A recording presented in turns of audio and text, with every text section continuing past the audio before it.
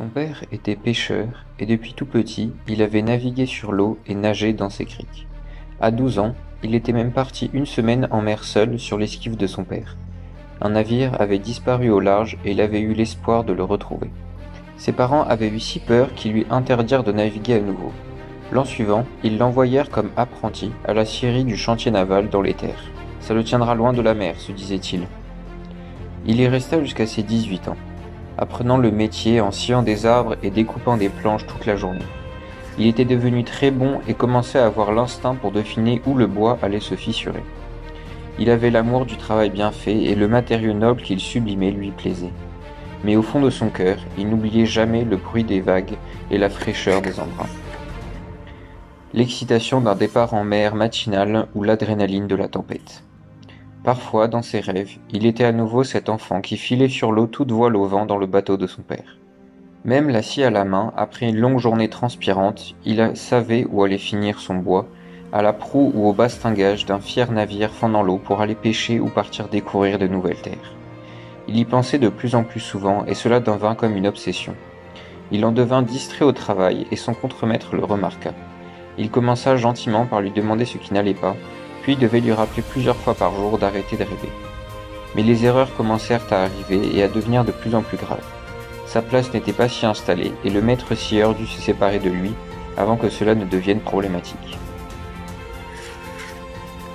Un peu déstabilisé, il n'avait nulle part où aller et rentra chez ses parents dans la cabane de pêcheur.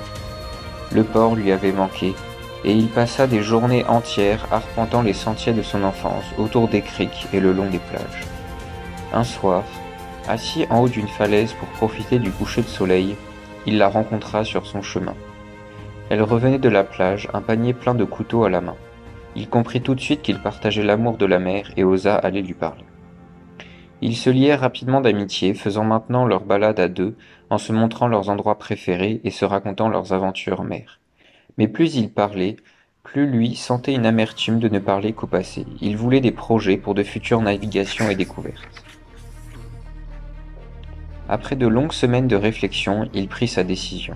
« Je vais m'engager dans la marine, lui dit-il. Je veux partir en mer. » Elle savait qu'elle ne pouvait l'en dissuader et tenta du mieux qu'elle put de se montrer supportive dans ses préparatifs. Le soir venu, elle était très triste de savoir qu'elle allait perdre son ami et pleurait souvent. Avec le début de son entraînement à la caserne ou sur l'eau dans le port, ils pouvaient déjà se voir beaucoup moins souvent. Et après un mois de formation, il lui annonça qu'il partirait pour de bon en mer la semaine suivante. Avant ça, il avait quartier libre, ce qui leur laissèrent tout le loisir de profiter de ce temps tous les deux. Mais quelle amertume dans chaque silence lorsque l'on sait que bientôt, ils seront solitaires en plus d'être angoissants. Le jour du départ arriva fatidiquement. Ils découvraient tous deux ce sentiment d'impuissance face à l'anticipation du manque qui fait saigner le cœur et brise l'énergie de vie. Ils devaient embarquer le soir au coucher du soleil. Alors, après avoir fini de préparer son pactage, ils retournèrent sur la falaise où ils s'étaient rencontrés. Il était vêtu de son bel uniforme flambant neuf et elle avait une robe belle comme la lune. Dans les bras l'un de l'autre, ils profitèrent d'un magnifique coucher de soleil en silence. Il n'y avait plus rien à dire. Ils avaient confiance en leur amour et ils savaient qu'ils se retrouveraient plus heureux que jamais, essayant de ne pas penser au temps qu'il y aurait entre les deux.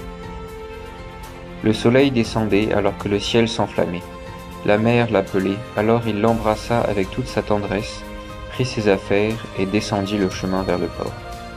En se retournant une dernière fois, il sentit son cœur s'ouvrir en voyant ses yeux brillants pleins d'amour tournés vers lui. Son courage et l'excitation de partir en mer l'abandonnèrent presque. Continuant son chemin, les joues humides, il monta à bord de sa caravelle et partit vers le soleil dans les dernières lueurs du jour. Là-haut sur la falaise, elle le suivit jusqu'à ce que son navire disparaisse derrière l'horizon, la laissant seule dans la nuit de sa solitude.